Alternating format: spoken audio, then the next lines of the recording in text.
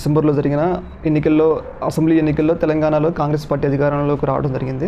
అయితే కాంగ్రెస్ పార్టీ అధికారంలోకి వచ్చిన 3 నెలల్లోనే సీఎం రేవంత్ రెడ్డి చేస్తున్న పనుల వల్ల కాంగ్రెస్ పార్టీ మీద తీవ్ర వ్యతిరేకత పెరిగినట్టు మనందరికీ తెలుసు కదా. కాంగ్రెస్ పార్టీ వ్యూహకర్త సునీల్ కనుగోలు అయితే ఆ యొక్క పార్టీకి అయితే ఇంటర్నల్ జరిగిన సర్వేలో అయితే ఒక రిపోర్ట్ అయితే ఇవ్వడం జరిగింది. ముఖ్యంగా సునీల్ కనుగోలు మరియు వివిధ రకాల సర్వేల్లో ఆయన చెప్పిన విషయం ఏంటంటే కాంగ్రెస్ పార్టీ 3 నెలల్లోనే తీవ్రమైన వ్యతిరేకతని కూడగట్టుకుంది.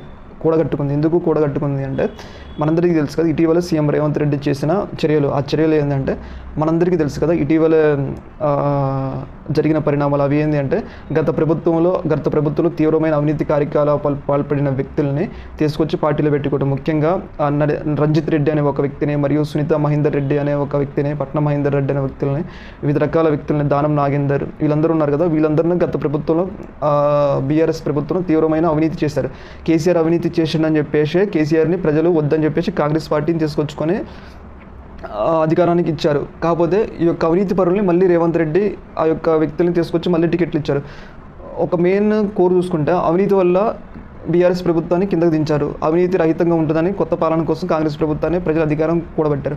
అలాంటప్పుడు సీఎం రేవంత్ రెడ్డి వాళ్ళ యొక్క అనుగుణాలకి, వాళ్ళ యొక్క ఆశయాలకి అనుగుణంగా పనిచేయాల్సింది పోయి తన పార్టీ డెవలప్మెంట్ కోసం, కాంగ్రెస్ పార్టీ డెవలప్మెంట్ కోసం పనిచేస్తున్నారు. అప్పుడు ఏమవుతుందంటే ప్రజలకి మరియు ప్రభుత్వానికి ఉండే కనెక్షన్ అనేది కోల్పోవడం జరుగుతుంది. ఇప్పుడు దాకా మొన్నటిదాకా కాంగ్రెస్ పార్టీ కార్యకర్తలు ఆధార పార్టీలో ఉన్న వ్యక్తులతోటి, వాళ్ళు పెట్టిన కేసులతోటి వివిధ రకాలుగా ఇబ్బందులు పడ్డారు. అలాంటి పరిస్థితుల్లో ఇప్పుడు వాళ్ళని తీసుకొచ్చి వాళ్ళే నాయకులుగా పనిచేయమంటే ప్రజలు ఎలా పనిచేస్తారు? అప్పుడు ఏమవుతుందంటే రాజకీయ నాయకులకి ప్రజల మధ్య గ్యాప్ ఏర్పడుతుంది. ఈ యొక్క గ్యాప్ వల్ల కాంగ్రెస్ పార్టీ తీవ్రంగా నష్టపోతుందని అయితే మనకైతే క్లియర్గా అర్థమవుతుంది.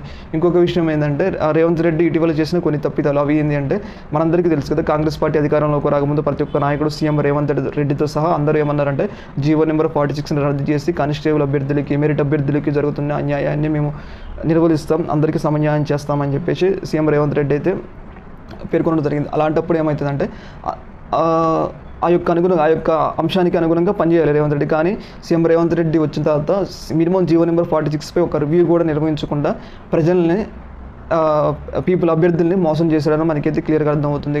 ప్రతి ఒక్క సభలో జరిగిన ప్రతి ఒక్క సభలో జీవో నెంబర్ 46 గురించి చెప్తా అది మేము రద్దు చేస్తాం, ప్రజలకు న్యాయం చేస్తామని చెప్పిన రేవంత్ రెడ్డి ఆ యొక్క న్యాయం చేయకుండా ఏకపక్షంగా కానిస్టేబుల్ అభ్యర్థులకు న్యాయం చేయడం వల్ల నిరుద్యోగుల్లో కూడా తీవ్ర అసంతృప్తి రేగిందని అయితే మనకైతే క్లియర్గా అర్థం. అలాగే ఇటీవలే సీఎం రేవంత్ రెడ్డి నియామక పత్రాలు ఇచ్చాడు. కాంగ్రెస్ పార్టీ ప్రభుత్వం వచ్చిన తర్వాత ఒక నోటిఫికేషన్ ఇవ్వాల, ఒక ఎగ్జామ్ పెట్టాలి, అయినా కానీ 30,000 ఉద్యోగాలు ఇప్పటికే భర్తీ చేశామని చెప్పేసి ఆయన ఒక ఫేక్ లెక్కను అయితే చెప్పడం జరిగింది. ఈ యొక్క లెక్కలో కూడా సీఎం రేవంత్ రెడ్డి మీద తీవ్రమైన విమర్శలు వినిపిస్తుంది. ఎందుకంటే ఇంతవరకు ఒక ఎగ్జామ్ కండక్ట్ చేయకుండా మీరు ఎలా 30,000 ఉద్యోగాలు ఇచ్చారని చెప్పేసి ఆయన మీద తీవ్రమైన వ్యతిరేకత వస్తుంది. ఈ రకంగా కూడా ఇంకొక విషయం ఏంటంటే ఇలా రకరకాల అంశాల్లో చూసుకుంటే రైతు బంధు లేటు కానీ, వివిధ రకాల కరువు విషయాలు, ఇప్పుడు రీసెంట్గా రేవంత్ రెడ్డి వచ్చిన తర్వాత కరువు, ఇలాంటి విషయాలన్నీ చూసుకుంటే రేవంత్ రెడ్డి మీద తీవ్ర వ్యతిరేకత ఉందని చెప్పేసి ఆయన ఇంటర్నల్గా సునీల్ కనుగోలు చేసిన ఒక సర్వేలో కాంగ్రెస్ పార్టీ చెప్పింది. కాంగ్రెస్ పార్టీ వ్యక్తి వ్యూహకర్త చెప్పింది. దానివల్ల రాబోయే పార్లమెంట్ ఎన్నికల్లో కాంగ్రెస్ పార్టీ భారీ దెబ్బ తింటుందని చెప్పేసి సునీల్ కనుగోలు చెప్పడం జరిగింది. ఏదేమైనా కానీ ప్రభుత్వం వచ్చిన 3 నెలలకి ఇంత వ్యతిరేకత రావడం